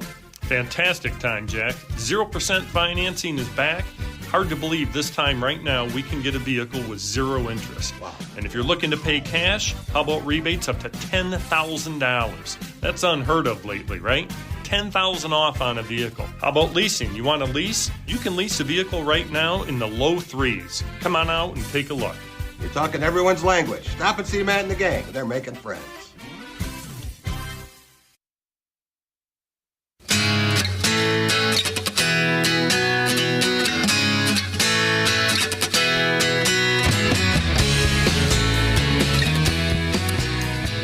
Welcome back. It is the Drive with Jack Spotlight Radio Network. Jack Ebling here with my producer, Boston Rob. Rob, you can play Boston anytime you want. I'm fine with that. One of my favorite. I'm at a peace of mind because we have the good doctor on the line. We got a real good doctor on the line. So. You know what else we could play? And I don't know why I'm telling you this. You're usually 2 beats ahead of me on this stuff. But isn't Seattle the home of grunge rock? Yeah. Well, you want to go with a little Nirvana? A little Pearl Jam, something, Pearl Jam. right? Wow. Huh. I did not. This was not on my bingo card. Yeah. A Pearl Jam reference by Jack Ebling on the Drive with Jack. You know, I said something the other day. Outstanding. When you were talking about Tarzan Boy, and I think I referenced Baltimora. Yeah. And someone said, "What are you talking about?" And I said, I don't know where this stuff comes from. It's buried somewhere up there, and it's then one of the greatest one-hit hit wonders of all time. Yeah, Tarzan Boy. Exactly. All right, a guy who is not often compared to Tarzan Boy is our next guest. He is Mike Sterner, Dr. Sterner, Sparty Mike, and for someone his age, Rob, I'm not talking about the Fabulous Flying Nesses here, but I'm talking about someone his age, barely 30, and spends more time and discretionary income flying around, driving around, following Michigan State football and basketball and Detroit pro teams. Can't forget that. But he doesnn't have Detroit Lions to watch now in the postseason. Oh, you had to sneak that in there. Yes, I did. And he has just a little bit of doctoral discretionary income, so he's going to, of course, spend it to go out to watch Michigan State play. Where are you right now, Mike? I'm at home in East Lansing after I work today. Okay. But I got to finish packing because I'll be going to Seattle. When do you leave? My flight leaves out of DTW at like 6 a.m. So it's the earlier game. It's a 6 p.m. start here, which would be 3 o'clock Pacific time. What time do you get to Seattle SeaTac, right? Airport? Yeah. I think it's like 11 is when I land in Seattle, local time. Amazing. So 4 hours before tip. Have you been to the University of Washington for football?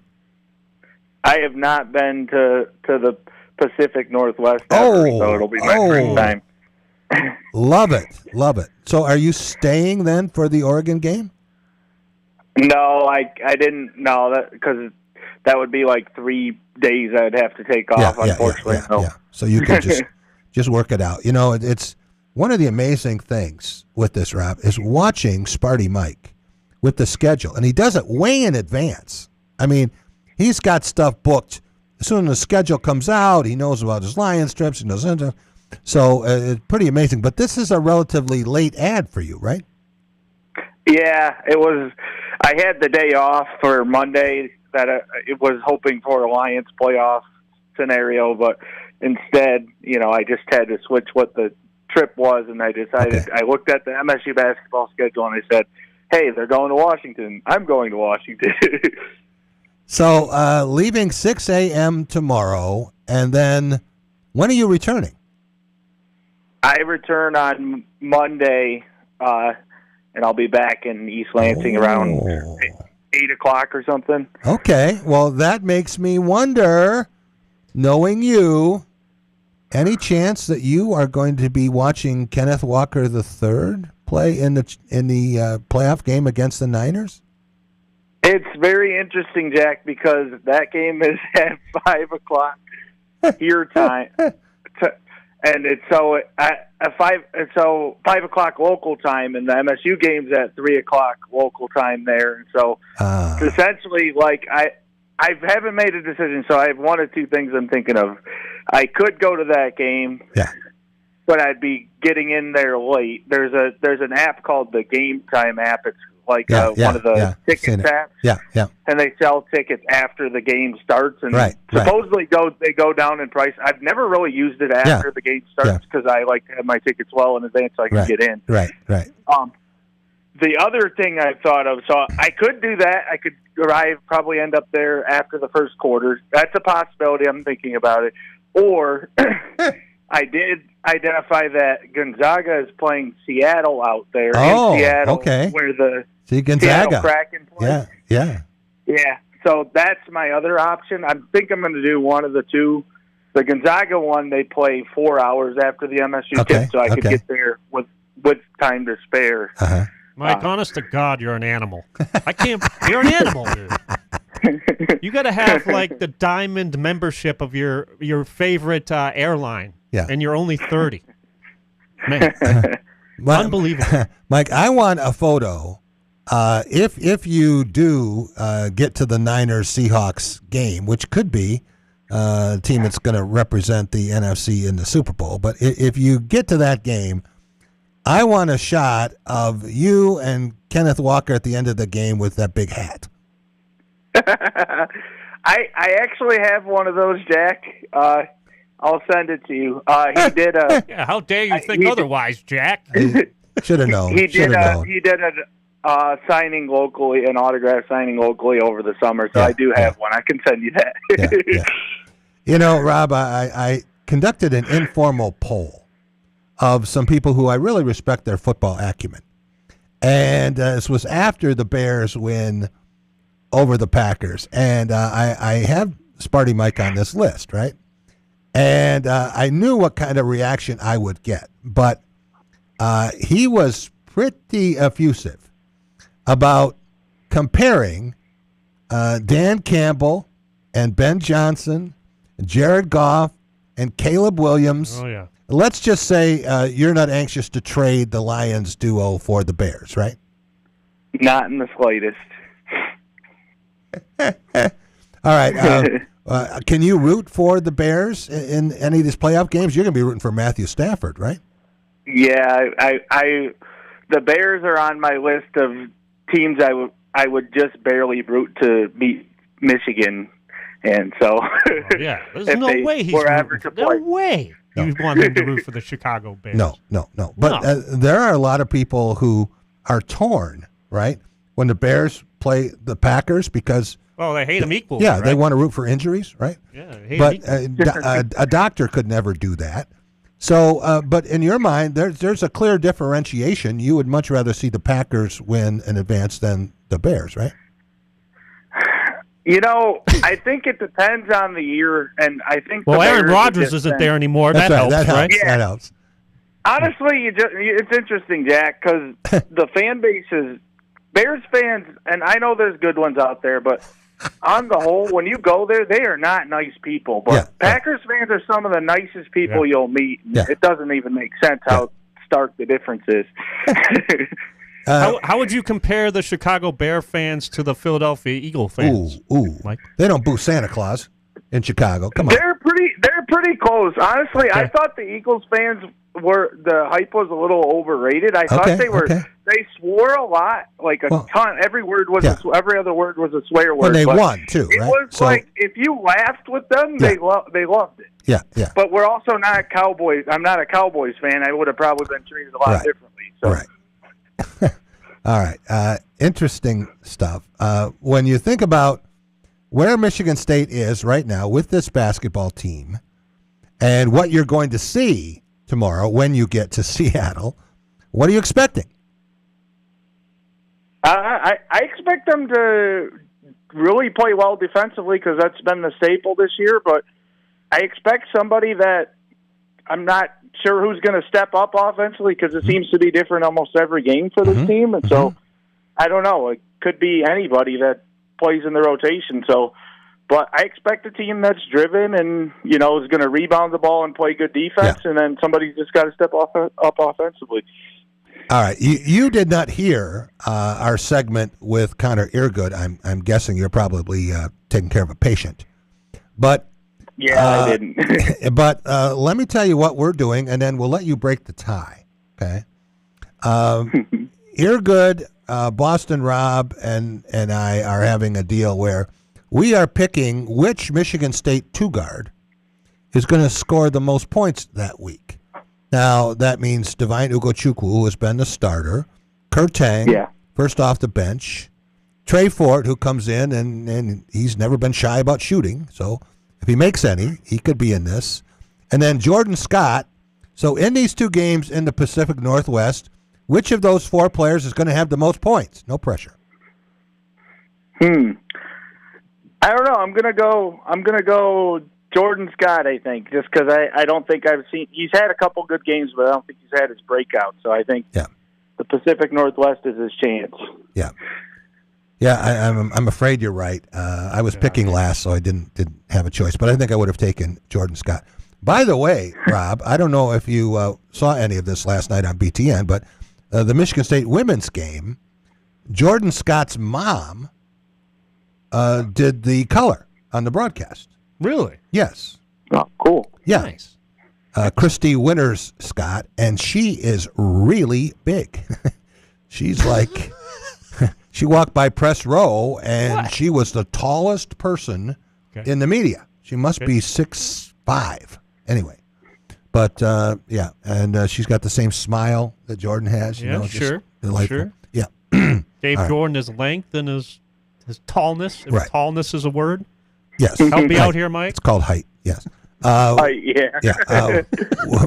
Which of these two games?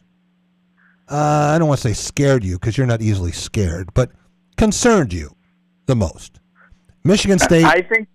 No, I'm talking about the two they just played. Michigan State trailing Northwestern by 7 in the second half, or being tied with Indiana 53-all in the second half. I think it was probably Indiana, Jack, just because when I see the candy striped pants in Breslin Center, I'm fearful because I've seen so many times where I didn't think we had a chance to lose and we've lost. Yeah. And so, but man, what a second half with that huge run, and you know that Cohen Carr dunk I think was like to put them up 6, but that was like the peak, and then it just got better from there. Yeah. Interesting. I am doing some research right now, and I'll fill you in on this when I'm finished. I'm almost done. Of Tom Izzo against every coach he's faced in the Big Ten. And there are not many that have a winning record against Tom. Very, very, very, very few. And very, very, very many coaches he has faced. So, interesting stuff. No one from Northwestern. Indiana, though. Do you know which Indiana coach has a winning record against Tom Izzo? Bob Knight. It is not Bob Knight. Tom Izzo has Tom Crean. It is. It's definitely not Tom Crean. Not even close. I think Izzo won like the first 9 in that series. But Izzo is 5-3 against Knight. But there's someone who's 2-1 against Tom Izzo. Don't know? I don't know. Kelvin Sampson. Oh, Yeah, that's a similar coach. Yeah. Kelvin, very, very similar in terms of style, right? So Michigan State going out to Washington, and what you know of the University of Washington, where are you staying on short notice? Do you have restaurant recommendations? Are you meeting anyone out there? Are you a lone wolf? Explain a little bit more about this, because I just got a message. Someone says, this guy's nuts. I have a friend of one of my good friends who I go to all the games here at home I've been in contact with. He actually lives out there in Seattle, and he's an MSU grad, and he gave me information about the Seattle Spartans are having a get-together at some bar out there. So it's kind of starts around when I land, so I'm going to try my best to see if I can get over there. That would be fun. There's always people I think I end up knowing, even if I don't know they're out there when I see them. So that's always cool. I got a hotel near.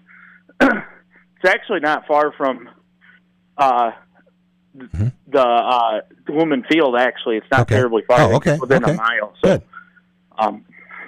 Lumen Field is where the Seahawks play, by the way. And if you see the game and you see all these number 12s, 12th man, being held up, right? Yeah. It is for the 12th man and the Seattle fan base, which I was again told this week by an NFL historian, is the best fan base in pro football. So take that for what it's worth. But Mike, you being I'm going to go back to this Chicago Bears Green Bay thing. You being a Detroit Lions fan, there's been a lot of talk about Ben Johnson and what he says about the Green Bay Packers, especially after beating them in the press conference, and how to act, and does it bring out the best in the rivalry? You being a Lions fan and totally impartial between the Packers and the Bears, what do you think of that? Is that good for the rivalry? Has it reignited some things? It is the oldest, I believe it's the oldest rivalry in all football, the Packers and the Bears. But the way that Ben Johnson has acted and the way that he looks at the Packers and probably vice versa, what do you think about what people are saying about it? I'm not surprised he thinks the way he does about the Packers. I'm surprised he's verbalized it in the public settings he has, because for as much as Dan Campbell has gotten bashed for like kneecaps and those types of comments, he's never really made it about the other team, specifically calling them out. He makes it about his team. So I think that can come back to haunt you really quickly in sports, because it's like Kirk Cignetti with Purdue, right? Didn't he come out there the first day and said, Purdue sucks, right? Remember that? The one good thing for Cignetti about that is I don't even know if most Purdue alumni know they have a football team sometimes. So.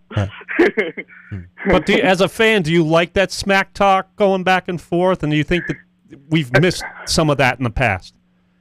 I think to some level it's good. Like the concept of it's good. I just think the language he used took it a little bit too far. I don't dislike the fact that, I'd be lying to you. D'Antonio was really big about the rivalry, and then we just had a head coach here who we were like, he didn't care about the rivalry right before Fitz came in. So I'd be lying to you, but I think you got to have some balance and measure it. What you say behind your players when you know there's not a camera on, you say whatever you want. You need to motivate them. Yeah.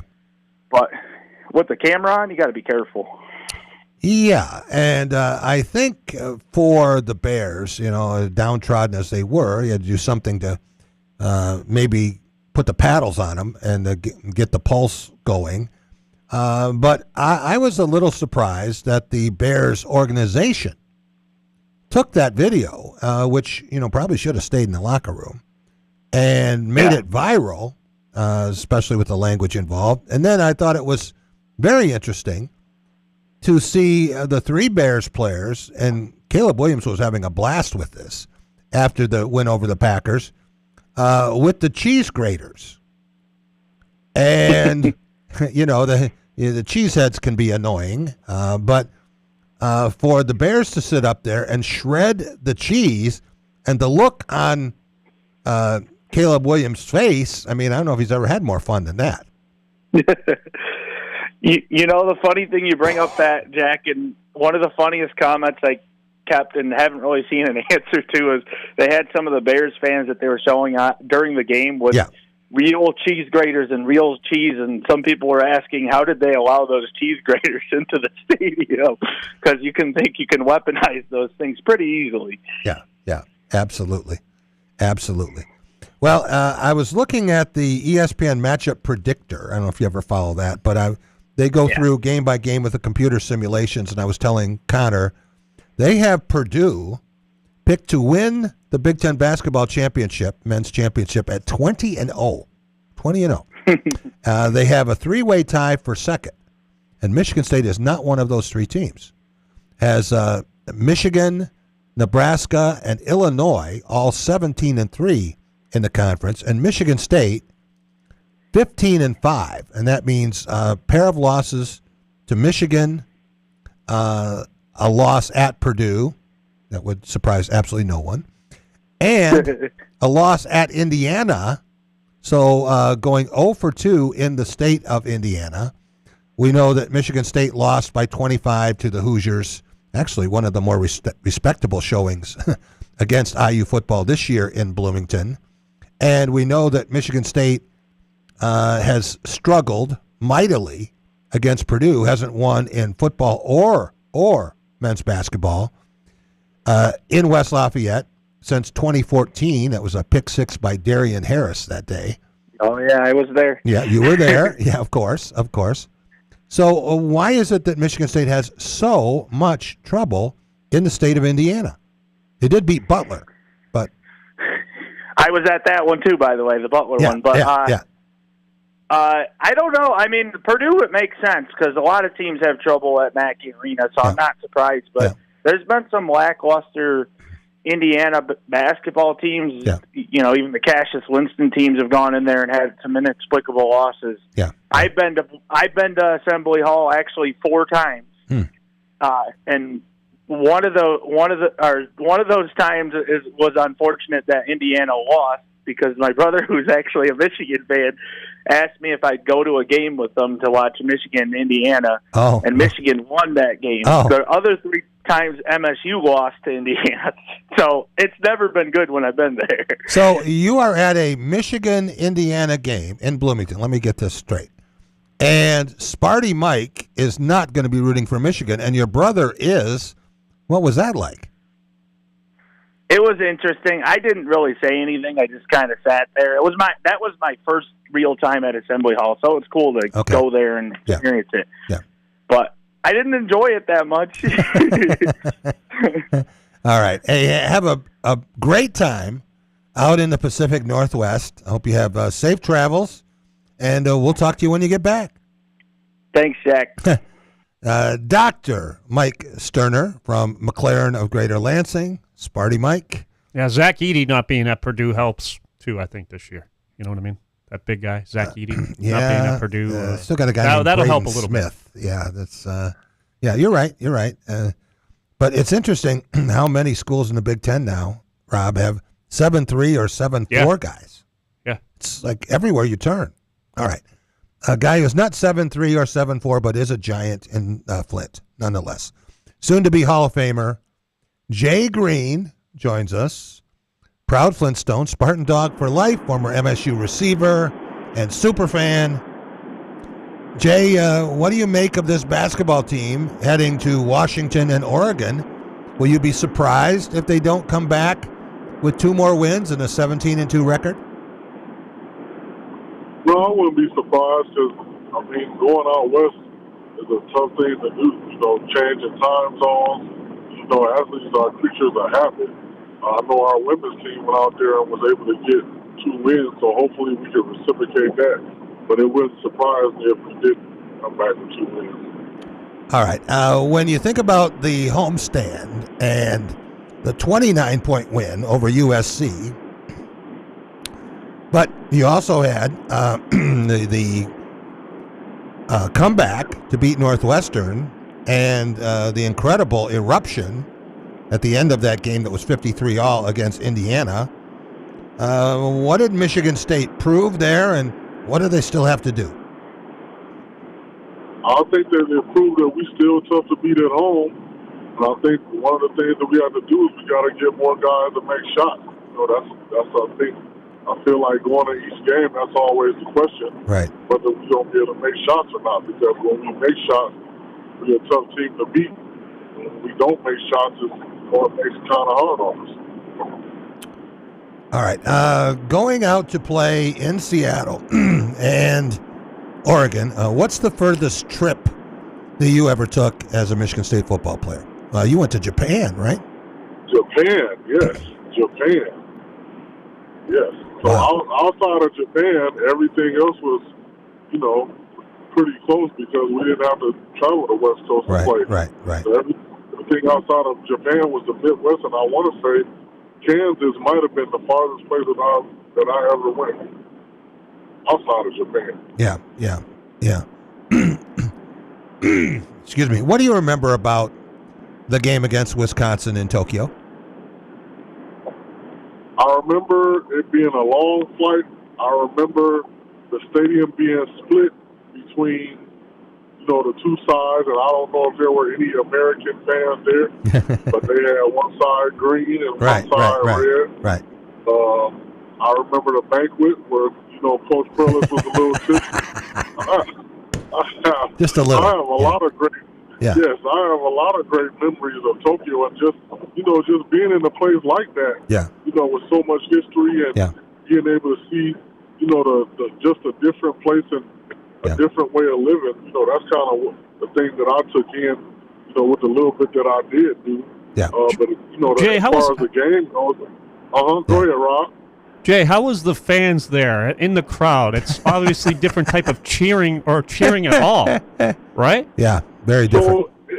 So it felt more structured. Yes. But I do feel like scripted. Each side knew when to cheer because they knew, you know, when their side did something good. So it wasn't the raucous crowd that you're probably used to, you know, with college football, but it wasn't like, you know, sit on your hands and nothing is going on. It was like they were holding up cue cards. Cheer! And then during a timeout or something, Rob, and the Michigan State sections, okay, and these were all like plants. Very, very few fans came over from the United States. Right. Some from Wisconsin because they were playing for a Rose Bowl berth. But they would cheer for about a minute, and then they would just stop. It's like you'd turn off the water, and then the other side would cheer, but they wouldn't like ever cheer at the same time. Together. No, no, it was very strange, I thought. But you know the story about Barry Alvarez over there, right? And Wisconsin playing for its first Rose Bowl berth in more than 3 decades, so it was very serious business for them. And George, it was a business trip, but you know he was going to enjoy himself while he was there. He had a little bit of sake, I can say. So, Alvarez had hired a sleep expert and had done all this research on the time changes. And they told them that do not let your players sleep on the plane on the way over. So they had done this thing for like a week leading up to it, where they had changed the clocks and people's watches by like 2 hours a night, right? Incrementally, so that you didn't know what day and night, you didn't have any idea. And both teams were on the same plane. They were kind of segmented off, but they were both on the same plane going to Tokyo. And when Alvarez walked down the aisle and he saw some Michigan State players sleeping, he came back and he told the assistant coaches, "We got him." And I don't know if that's had anything to do with why Wisconsin won the game, but Wisconsin took that game about as seriously as you could, and then it went on, and the Badgers beat UCLA in the Rose Bowl. Jack, I'm going to go out on the limb and say that had nothing to do with them winning the game. If there had been a lopsided game, I could go with that theory, but it was a very competitive game. So, and I can't imagine our coaches trying to get us to stay up on a 14-hour flight. Like that is, I think nowadays that would constitute abuse. Yeah, that's right. That's right. Be some sort of a legal proceeding involved there. Attorneys would be all over that. Yeah. So Michigan State hockey, Rob, last night. Big win. Looked like they were going to romp. It was 4-1, and then had to hold on for that 4-3 win at the Kohl Center, and going at it again tonight, right? Yeah, we'll see. What time is that game? Needed sweep for Michigan State would be great for Spartan fans. Yeah, Spartan hockey fans, but they'll be a little short-handed. As tell us about that. Yeah, fight at the end of the apparently game? there was a little scuffle at the end of that game, and Taryn Schaude got a 5-minute misconduct and will not be playing tonight. So he got a 10-minute misconduct. Yeah, right? 10-minute misconduct. Thank you. Yeah. So he will not be in uniform tonight. So, but this is where the depth of the Spartans, both on the forward position and the defensive side of things, comes into play. But so was he fighting himself? I mean, why was no Badger penalized? That's a great question. If you're going to have a brawl and they're going to start slapping penalties on guys like that, I mean, he could have been the quote-unquote instigator. I'm not saying he was. But, great question, Jack. I wish I had the answer for you, but Michigan State most certainly got the brunt of that, and Wisconsin will be at full strength coming into this game tonight. And, Jay, last night you were going to join me over at Breslin Center for the MSU women's game against Nebraska, but with your busy schedule, something came up. You couldn't make it. But it was a fascinating game. And no, I actually wound up watching it. Did you? Where I was. Okay. Yes.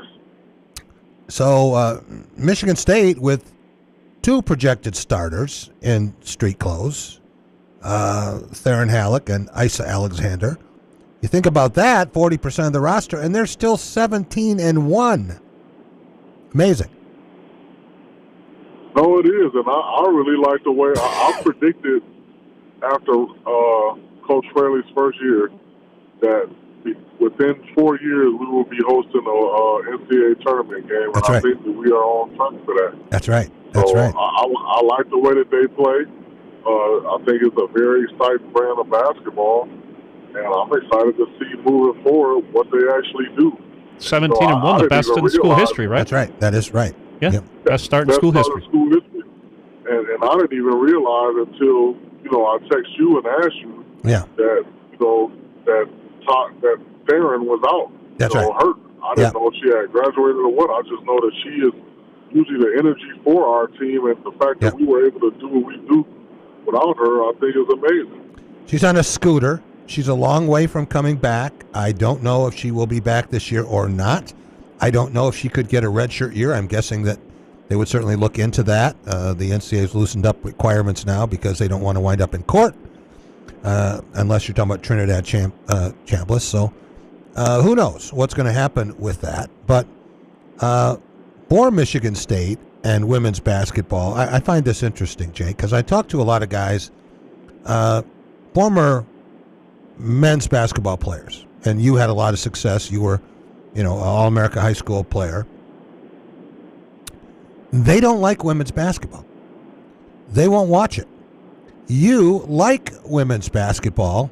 Why? Yes. I love it because I think that it's very competitive. I think they are very skilled. I think that a lot of times with men, in my mind, you focus on, shooting a long ball or dunking. But women, I feel like they focus more on the actual skill of playing, and it's just a better brand of basketball. And that's, for me, nowadays, that's college and professional. Like, I don't even watch the NBA, but I watch the WNBA. Again, it's just, to me, I'm more excited. And I think even if you look at college basketball, you could probably name more women's college players than you can men's college players. And it didn't used to be that way. So I think that kind of shows, and I don't know if it was what sent it in that direction. I know during the Caitlin Clark years, I was really tuned in. You could then, She was excited. She was exciting to watch, but there's also been others that come behind her that kept it up. So, you got Juju, who's at USC, even though she's not playing. Right. And I think the other thing that I like about it is the women's game. Everybody, there was really no ducking anybody. So you had all of these great early season matchups before the conference play started. So Angel Reese, another big name, right? Sure. Yes. LSU. Or LSU, Again, I think that you could probably name more women's college stars than you could men's college stars at this point. At least I could. Okay. Outside of my own team, I'm not into men's college basketball like I once was. Like when they had Big Monday and Super Tuesday, and that's when I was really into it, and that's when I would follow guys from high school, and I think that's the other thing about it is the portal has changed because one of the excitements about college was guys coming in the recruiting classes and what they may do and what they may accomplish, and you just don't have that anymore because you got the portal now and everybody's just jumping around everywhere. So just a couple of items here to close, gentlemen. Michigan State facing Iowa. This is a Sunday night game, on BTN. You can watch. If you're tired of football, you can watch the Spartans with one conference loss and Iowa with none. Iowa and UCLA tied atop the Big Ten, so Michigan State in position. I don't know how they're going to stop the Iowa Bigs. I asked Robin Fralick that last night. She says, well, I'm just thinking about Nebraska.